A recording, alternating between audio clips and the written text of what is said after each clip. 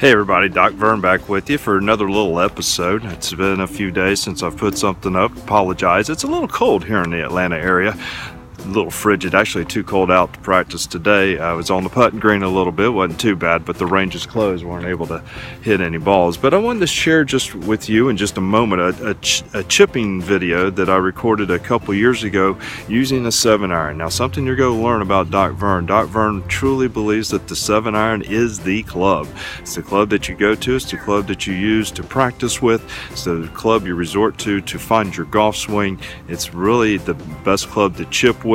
And if you just make a simple putting stroke, almost many times with your putting grip or a standard grip to where your wrists are not breaking with the 7-iron, the loft itself will do the work for you. Now, with today's modern clubs, you may want to use an 8-iron just because the lofts have changed over the years, and it might be that your 8-iron is the same loft that my 7-iron was whenever I grew up. But that's okay. So let's say a 7 or an 8-iron and learn to use it effectively, and it'll get you out of trouble most any time, and it's very effective. So the video that you're going to see in just a few minutes is just from chipping around the green and how I consistently can get the ball to the hole.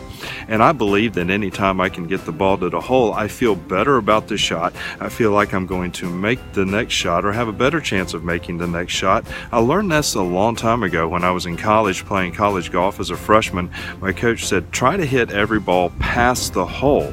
Now, within reason, of course. If there's a big hazard behind, you want to make sure you do not go too far past, but within reasonable distance, try to at least get every shot to the hole. Now, whenever I did that, my scores were much lower, made a lot more birdies and definitely a lot more pars if I was not on the green on my approach.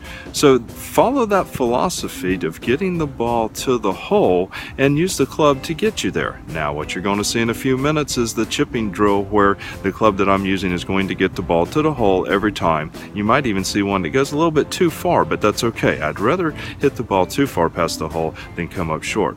Now, something else you can do on a cold day is make sure that you get in plenty of putting reps, get out to the putting green, and at least practice your putting. It may not be wise to hit a lot of balls out on the driving range just because it's too cold. If you're playing and you're thinking about playing competitive golf, it's a good day to get some cold weather day experience in. Don't forego your practice plans just because it's a little chilly. Find some way to work on your game. Go inside and read a book. Bob Rotella has some of the best books out there, some of my favorite books. In fact, I loved them so much I gave them to other people, and I have no idea where some of my Rotella books have gone over the years, but that's okay. We'll get some more copies and read them again. But he has a lot of great ideas here.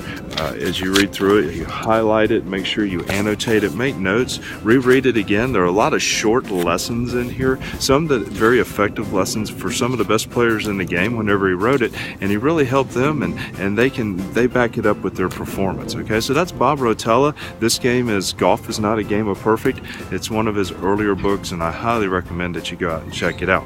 Make sure you get out, practice your putting, and make sure that whenever you practice your putting that you have a sleeve that is a sleeve of brand new golf balls to practice with. Make it your designated practice set of golf balls to putt with. I promise if you do that, you will definitely improve your putting. Now, before too long, I'm going to have an episode where I talk to you about selecting the right golf ball in order to lower your scores. Maybe not just for maximum distance, but a ball that you can find to really help you lower your scores. So stick around. I hope you enjoy the chipping video, and I'll see you again really soon.